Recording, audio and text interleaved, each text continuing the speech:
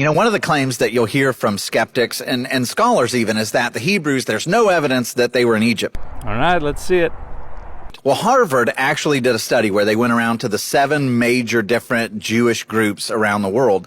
And they did, like you can do the 23andMe or Ancestry.com and you get your DNA tested. Well, when they did that with these different Jewish groups, one of the things that they found is prior to the diaspora, where the Babylonians conquered the Jews and scattered them all over the world. So 586 BC, before that, so we're talking ancient times, there was significant contribution of African DNA into the Jewish lines. So in the report, they say the Jewish groups descend from a common ancestral population, which was itself admixed with Africans prior to the beginning of the Jewish diaspora that occurred in the 8th to 6th century BC. So yes, they were in Africa.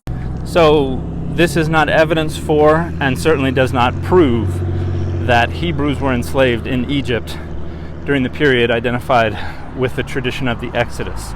This is the paper that's being referenced here, but his findings are somewhat being misrepresented.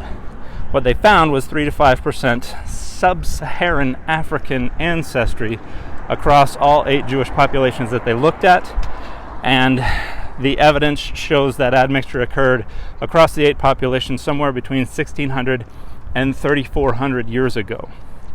Now, they do not conclude that this means that admixture occurred within a single population that existed prior to the 8th to 6th century BCE diaspora.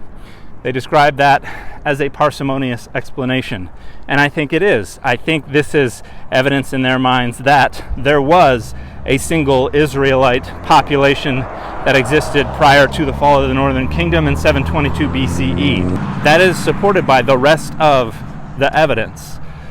What it is not necessarily evidence of is enslavement in Egypt. Now, this is sub-Saharan African ancestry, which means they traveled to the Israelites wherever they were, and it is just as likely to be the land of Israel and Palestine as to be the land of Egypt.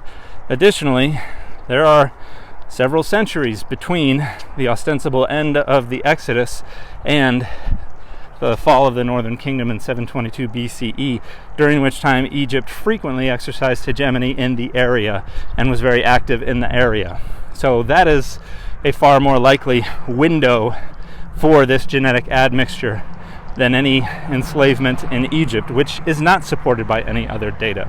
So if and when they are able to do more research, what they're most likely to find is that this genetic admixture occurred probably between the 10th and 8th centuries BCE in the land of Israel and Palestine.